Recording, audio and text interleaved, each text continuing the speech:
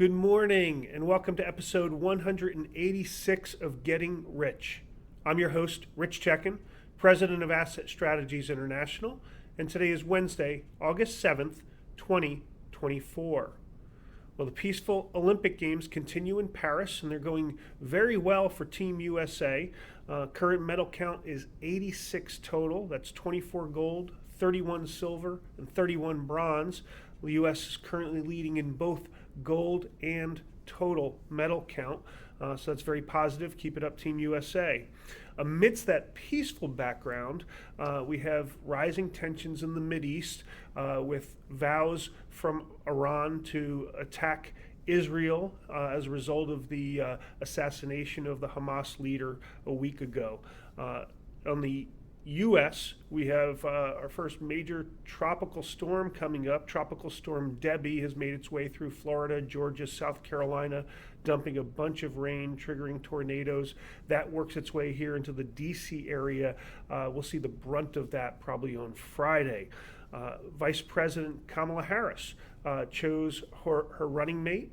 She's chosen Minnesota Governor Tim Walz to be by her side in the election in November. And amidst all of that, we're seeing incredible amounts of market turmoil.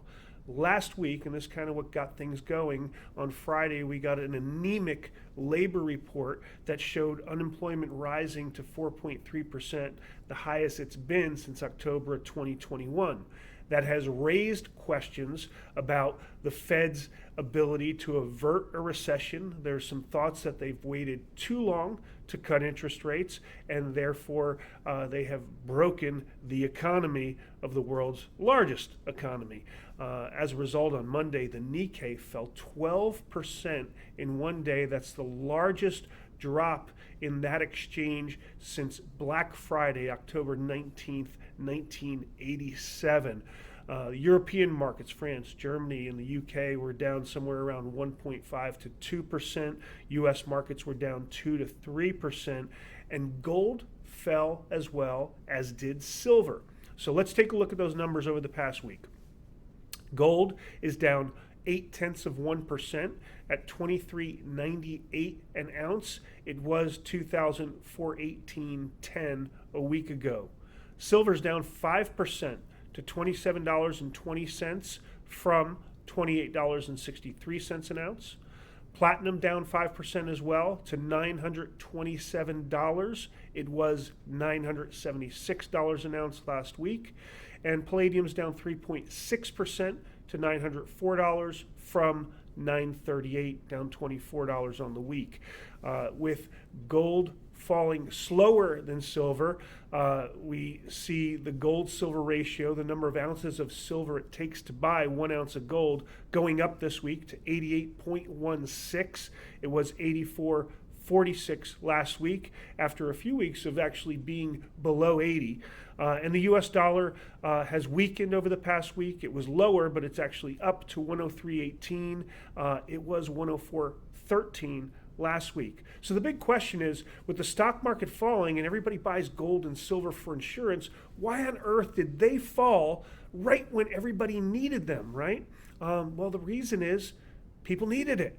When you have a precipitous stock market fall like we just saw the beginning of this week, what happens is these leveraged accounts where people borrowed against their assets, their stocks, and then everything fell, they had to go ahead and meet a margin call because the value of the loan exceeded the value of the assets that were backing it up. So they have to come up with cash.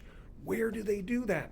Well, the two most liquid markets out there are gold and silver. We see this time and time again when there's a precipitous fall in stock markets. You will see a sell-off in gold and silver. Initially, they will be some of the first to recover. People are tapping into that, their insurance policy, because they need to.